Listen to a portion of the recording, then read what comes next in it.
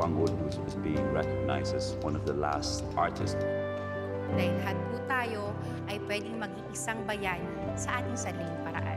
Beautiful ako sa kung ano ako, sa kung ano yung meron ako. We were able to give about 1,000 bicycles to 10 cities in Metro Manila. The Iron Lady of Asia. Ganito nakilala si Senator Miriam Defensor Santiago noong nabubuhay pa siya.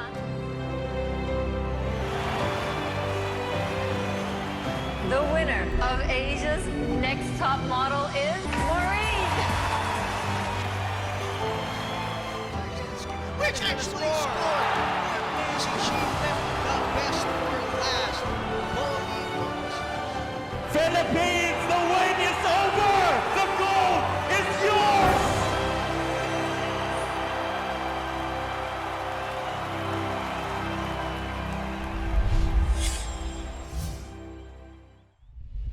This is our podcast that features strong women and engages in conversations to empower you. Join me as we hear from Sheros all over the world share their journey in becoming the women they are today. We hope their stories can help inspire you. Find your inner Shero. This is Pauline Lopez and welcome to Shero Talk.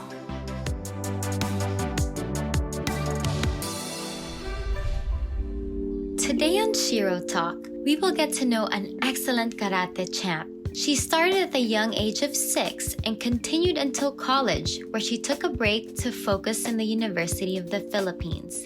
Her time away from sports allowed her to excel as a Summa Cum Laude in BS Math. Tayo ay tinustusan ng bayan upang makapag-aral sa pinakamahusay na pamantasan. Kapag isinapuso natin ang utang na loob sa magulang at sa bayan, hindi tayo maliligaw na landas. Not only did she achieve this, but when she returned to karate, she represented the Philippines in the 2019 SEA Games as a rookie and garnered the gold. Congratulations, Philippines! Lim Jamie Christine Berberabe. She is also the daughter of the beloved basketball player Samboy Lim. With excellent examples at home, she paved her own path into excellence. Let us welcome a fellow female martial artist, Jamie Lim. Hi Jamie! Thank you so much for taking the time out to be here. Kamusta naman dyan sa bubble mo? Hey Pao, thank you. Thank you for having me. And it's good. So I've been here for a week now. Naninibago ako because we're in Baguio, so high altitude training. But I'm getting used to it naman. So it's all good. I mean, a little backstory. We met after SEA Games sa isang interview. Tapos we went to a bubble training together in Laguna. And then, we're both part of the Milo family. So I super appreciate your time for being here with us today on Shero Talk. And now I just want to get right to it. We want to know the Shero you are. My first question is, why choose karate? I mean, we have so many sports to choose from, and as a fellow female martial artist, I think that's a question we both get. Bakit karate? Actually, it's my parents who chose karate for me. I've been doing a lot of different sports when I was young. So I tried basketball, gymnastics, swimming. And then it just so happened that karate, my coaches told me to continue. I mean, I was supposed to do it for a summer only. But then they said, why don't you try competing and do it full time, not just for the summer. So my parents were like, okay. And then they just let me and bahala na. First time na nag-compete siya, mga 6 years old siya. Nung natalo siya sa kata, nag-lunch kami. Sabi ko sa kanya, Jamie, it's okay. Sabi niya, no daddy, it's not okay.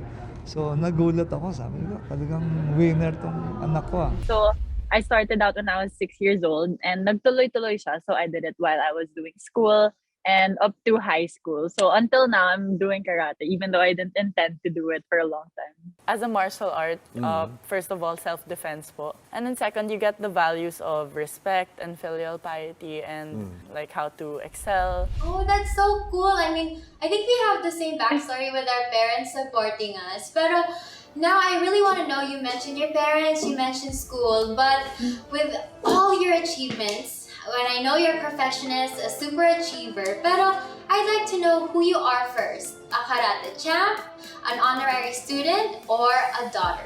Okay, I think I am all of those combined, of course, because I'm like, I wouldn't be who I am without all those fields and those aspects. I think they all add to my character, and that's how I was raised, and that's how I grew up. That's how I learned my lessons. But if I really had to choose one, I think I'm a daughter first, because I think that's where everything started. I look up to my parents so much. They're my idols, and I just love them with all my heart, and I offer everything to them. So they are my inspiration, and that's why I'm a good honor student, and that's why I do well in karate, because I do it for them, and they're always in my heart when I do it. My mom's always been my #1 supporter. Kahit anong mangyari, kahit nanalo matalo, she'll be just as proud. I think it's just the same. Summa cum laude for mom.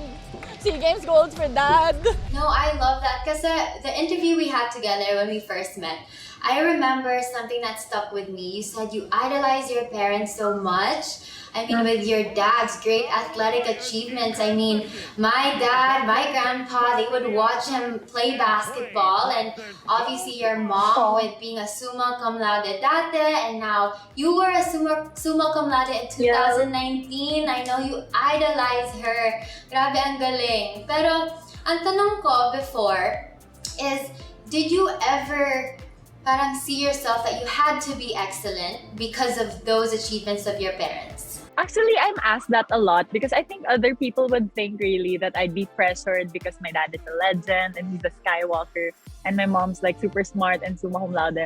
But I actually never felt that pressure. So it never came from them, and they just made sure that I did my best, and no matter what result, they'd be proud of me. So I was a very slow starter in everything. In karate, I would lose for 3 years before I got my first gold. And for academics, I wasn't really average. I was below average or just average in elementary, and then slowly getting better. So it's because they just continued to inspire me and motivate me and not push me down.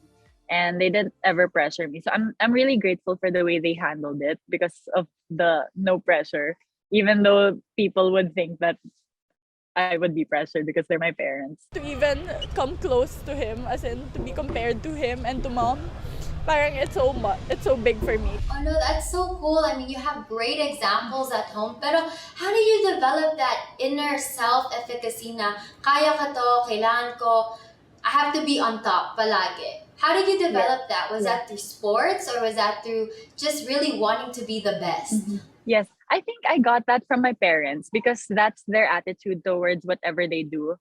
So in their fields, they make sure they want to be the best in that. So I think just growing up with them as my role models, and being with them every day in the house, yun yung nakikita kong example. So, and that's what they impart to me. So since that's what I see all the time, that's what I tend to be na rin. So I also learned that through sports, even though I was losing, it's important to still continue and try harder next time, and just continue practicing. And in school too, trying to be consistent, and if you get a low grade, just try harder and try again. And it eventually worked out well for me. I think the hardest part would be doing it all together and doing it consistently po. Because 4 years of studying every day, sometimes nakaka-burnout po. But I had to keep my eye on the ball and focus po talaga. Wow, thank you for that personal message and for sharing that. And the next one, we're gonna be a bit more personal. I think we both went through this tough year. I mean, we weren't physically together, but we both kind of went through the same thing. Earlier, you mentioned something about losing. So, coming from the Southeast Asian Games, we both got a gold medal, and then after we had a long hiatus. We had with the current time, right? And then we came back, we went to the bubble together, we trained hard, and unfortunately, we didn't qualify for the Tokyo Olympics. I just like to ask, because I'll definitely share later about my experience, but how was your experience right after? I mean, how did you feel, and what did you learn from it? Yeah, so I'd like to share, because in college, I stopped karate for 4 years. So I was really out. I thought I was done with it forever. But there was the Southeast Asian Games in the same year in 2019 in the Philippines. So I knew it was going to be special. So I just went for it and tried, even though it was a long shot, because 4 years out it's really hard to get back, especially in our sports, martial arts, and sparring lalo na. So I took a chance and then nag-gold sa SEA Games. So that was really good for me, and I took it as a sign na maybe I can continue, and what an opportunity to be able to play in the qualifiers. So I continued to train hard, and then biglang nagka-pandemic. And I'm sure you understand how difficult that is because of our sport and it's sparring. It's not like you can just practice on your own. It's really important to be able to practice with the partner and with a coach and everything. So that was really difficult, but we still continued to train. And so we trained hard, and then we got to come in the bubble in January. So 5 months for preparing for the qualifiers. And then in the qualifiers, it wasn't the result that we wanted. And of course, it was super devastating at first. But I just learned to, as long as I gave my best, and I just thought na that was really the best I could do. And I had no regrets because I know that hindi ako nagkulang sa preparation or sa whatever I can do. So as long as I gave my 100%, I'm happy with it. I know na kulang yung training abroad or competing abroad. That's what we lacked, I'm sure, because of the situation. But since I gave my everything I could possibly do, I did. That's why I don't feel as terrible as when it happened. So at least I'm happy about that, about the effort that we put in. Yeah, I mean, given the situation, we did what we best could do. And something that I really truly admired about you is after your competition, I remember messaging you and you were just so uplifting, so positive. And I even remembered seeing your post. You still, even though we both didn't make it, it's still that inspiration na kailangan bumangon. So, what was the first thing you did? Yeah. Paano bumangon si Jamie Lim? Yeah, well, at first, syempre, after the competition, I was feeling so down. So I called my family, called my mom, and then I just let it out and I cried and I was just really sad for about a week. But then I went back to, when I got home, I started thinking like, it was supposed to be the end of my karate career again, just like I planned for SEA Games, pero nag-continue. But then I said, if I plan to take my master's next year, I still have 1 year free to do karate. So I just said, I think I want to maximize it because I put in so much effort and so much time, and I'm super passionate about it. I just want to get back to it and look forward. So I have SEA Games to look forward to, World Championships to look forward to, and also Asian Games, hopefully. So it's just really moving forward and going on. Yeah, keep moving forward, like in the Robinsons movie. No, but something Yeah. that, it's truly inspiring for me to see is that you excel in both aspects, in the athletic field and also in the academic field. Like you just mentioned, you're already starting to take your entrance exams, if I'm correct, entrance exams for your master's class in the US. Grabe, ginagawa mo lahat. On top of that, you're training in a bubble. And guys, by the way, she is also an amazing dancer. I see you on TikTok. You just, you can do it all. Do you know how to sing also? Oh my God. No, that is the definite no. As in that yun talaga, pass. Hard pass on the singing. But I know that you can dance as well. I can see your TikToks too. So pwede. Let's work together. But what I definitely want to know, and I know a lot of our listeners also want to know, is how do you do it all, manage the time and giving 100% to both? I think it's just really prioritizing. I mean, it's important to say when is enough, because you can't really put too much on your plate. So you have to know yourself enough, and you have to be honest with yourself enough to know that, okay, this is the time for this and this is the time for this. So for me, like in high school, I was able to balance both karate and school. But in college, I decided, because my priority was the Summa cum laude, I really wanted to get that. I knew that karate had to take a time out. So it's just really being honest, because even though it's hard to let go of something, sometimes you really have to. And now I get to manage my time. So I'm taking advantage of the time now. Everything is online so far. Like the applications are just online, and taking tests are easier.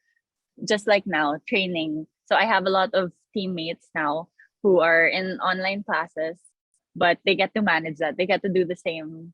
They get to do it at the same time, training and then classes during break. So it's just really prioritizing and knowing yourself. No, oh gosh, I can relate so much. And on top of that, one thing I can definitely add is just being very focused on yourself and your goals. And now that we're doing, remote learning and other people are also training at home, I just like to ask, what advice can you give student athletes who are currently, doing the same thing, but they just want to level up and be the best versions of themselves? What advice can you give them for those who are listening right now? I know it's an extra challenge to be online. I know the shift from physical to online school is also difficult. But I guess you can just think positively and look at the bright side na at least you don't have to go through traffic and you can do everything at home. It's easier for you to do more things because you have it online now. So I think that's a good perspective to have. It's being able to be more productive with your time and because you save a lot of time with the travel and everything and the exhaustion of preparing to go out and stuff. Use that time to practice on your sport and focus on other things so you can be more productive. Yeah. I think you are online. Are you in online classes? Yes, How is that with you? On top of everything, with everything that I'm doing, I'm also attending school. So with the background of sports, it taught us to be very focused, manage your time. So know how to kind of prioritize, okay, what do I need to do first today? And we had this training ever since we were kids, so we're putting it to good use, diba? But I also want to learn. I also want to know, you're doing so much with the sports and school, but how do you kind of just sit back and relax? Like, what do you do on Sunday mornings, for example? Yeah, so during weekends or Sunday mornings, I like to have breakfast with the family, so especially my mom. We just lounge and talk, and we have long mornings. So we sometimes be at the breakfast table until noon. So we just talk and enjoy. And I also am very close to my family, like my titas and titos. So we always do video calls, especially when I'm abroad also. That's my time to relax and unwind and forget about training for a while. And they just help me cope. They're a great support system. So I really love my family for that. And I know that I wouldn't be wherever I am now without them. So malaking bagay talaga. Like the small video calls already mean a lot to me. Oh yes. We definitely learned that. Yeah. Being stuck in a bubble for 5 months, any time with your family is so important, your support system. And now that we're talking about your family, I definitely want to touch up on something that I've heard you actually talk about in videos that touched my heart. It just showed how much of a resilient woman you are. You excelled in sports, you excelled in school, but one thing that I wanted to ask was how did you cope up, or how were you able to handle the time where your dad went through a tough time with his health? Yeah, so my dad got a heart attack in 2014, and it was a big shocker for the family because he was healthy. We didn't know about any of his heart condition, although it's part of his genetics because his father also underwent a heart attack. So we were just very shocked, the family. We didn't expect it at all, and it was really hard for me because I was still in high school and I was still very close to him, and he would always help me, especially in my training and stuff. But I think I was able to cope because of the strength that they gave me, my family. So they were just there to hug me and cry with me and tell me that it was going to be okay. And I also take hope in the fact that my dad is a fighter and I know how he is as a person. And so the doctors say that he was out of oxygen for 20 plus minutes, like at least 23 minutes. But that's not normal because I think people can only take 4 to 6 minutes without oxygen. But he did. So it wasn't expected, but I know that he's a fighter, and until now he's still fighting just to be with us. He's wheelchair bound right now and he can't speak and he can't see, but he can hear us, and it looks like he remembers some of our cuentos because when we do, he can show some emotion, like he laughs at our jokes and he cries. when he says sad stories. And so I know that he's there and that I take comfort in that. I know him. Si Jamie ang pinakamahal niyang tao sa buong mundo. He would not miss this for the world. I'm sure that Samboy is so proud of her daughter. Oh my gosh, thank you so much for sharing that personal story. Yeah. I mean, so many people look up to him, and now we can see him in you and your mom in you, and thank you so much for letting your listeners hear that personal side of you. And like you mentioned all the highs and you mentioned the lows right now, how do you manage to stay the gritty, resilient, and Shero you are?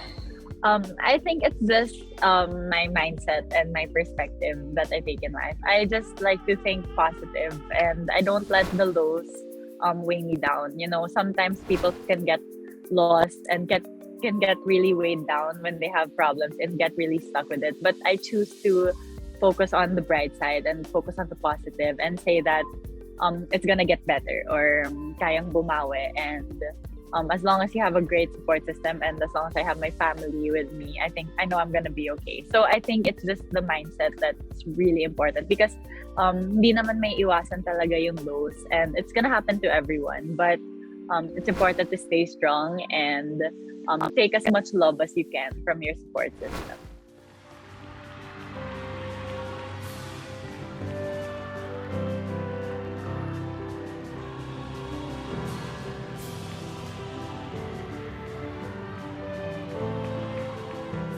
Well, thank you so much, Jamie, for being with me today here on Shero Talk. I know you have such a busy schedule, so you took time just to share these stories, and I'm sure many of our listeners will learn from you and will appreciate all those personal stories you shared. So thank you again, and good luck on your future competitions. I'll definitely be rooting for you and texting you along the way as well. So see you soon. Yes, thank you, Pao. Thank you for having me. I'm super honored to be here. Thanks.